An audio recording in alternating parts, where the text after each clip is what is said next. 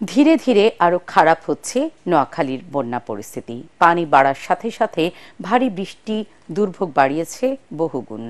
ঘরবাড়ি তলিয়ে যাওয়ায় বিশুদ্ধ পানি এবং খাবার সংকটে ভুগছেন মানুষ।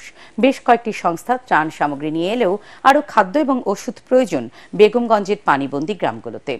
নোয়াখালীর বন্যা কবলিত এলাকা ঘুরে রিপোর্ট করছেন মুশফিকুর রহমান, সাথে ছিলেন ইমদাদুল হক।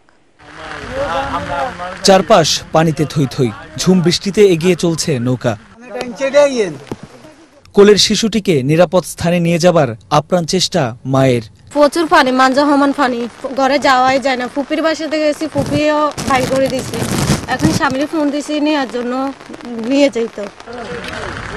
ছোট দুটি শিশুকে কোনো মতে ঘরে রেখে মানুষের সেবায় নেমেছেন এই মাঝি। আমি দুইটা বাচ্চারা গামছা দিয়ে কাঠের সাথে বাঁধা রাখছি, যেহেতু খাটের থেকে না নামে। আমার ঘরের ভিতরে পানি এতটুক, এই জনগণের স্বার্থে নৌকা খাল থেকে নৌকা নিয়ে আসছে এখান থেকে 10 কিলোমিটার ভিতরে। আমাদের এখানে শুকনা খাবার আছে, আমাদের দরকার এখন রান্না করা কিছু খাবার, আর না হয় আমাদের জন্য চাল তেলের কিছু ব্যবস্থা করে দেওয়ার। কোনো জায়গা যেন আর নিরাপদ নেই বন্যা কবলিত এলাকাগুলোতে। প্রতিদিনই পাল্লা দিয়ে বাড়ছে পানি, আরো বিপদ ডেকে এনেছে ভারী বৃষ্টি। বাড়ির উঠোনে ভেসে বেড়াচ্ছে হাঁস, ডুবে গেছে নলকূপ, ঘরে ঢুকেছে পানি।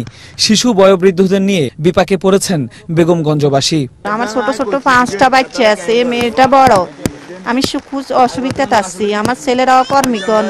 ভাত রান্দি খাইতাম হারি না, ঠিক মতো গোসল করে কাপড় হিনতাম হারি না। ছেলে মেয়ে না কত অসুবিধার মধ্যে আছি। ঘরও চাল দিল না তো ভাই, কিছু থাকলে না খাইয়া বাঁচতে মানে হেডা তো না রে ভাই, রুজি নাই, খামু কেনে। আমরা এই নানি নাতি নিজের মাও নাই, বাপও নাই, কেউ নাই। নিজের লই আই বিড়াতে আবু বসি দিছি। খাওয়া দাওয়া বাবা চাল ডাল আছে, সামান্য যা আছে, রান্দি বাড়ি তো খাইতে পারি না। বানভাসী এসব এলাকায় ত্রাণ সেবা নিয়ে আসতে শুরু করেছে বিভিন্ন সংস্থা। তবে শুকনো খাবারের পাশাপাশি সুষম খাবার প্রয়োজন গর্ভবতী নারী ও শিশুদের জন্য।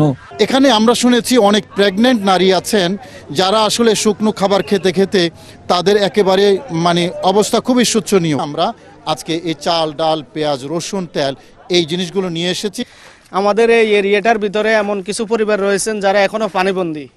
ত্রাণ নিয়ে কোনো লোক ওখানে যাওয়ার এখনো সেই সুব্যবস্থা হয় নাই। একটা তল্লাশি করে আসছি, এখন এই মুহূর্তে যদি কোনো ত্রাণ আসে আমরা প্রত্যেকে ঘরে ঘরে দিয়ে আসার চেষ্টা করব।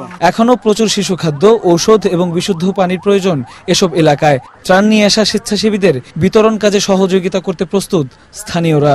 বেগমগঞ্জের বেশিরভাগ গ্রামের অবস্থায় এখন এমন। ডুবে গেছে ঘরবাড়ি, খাবার পানির টিউবওয়েলও।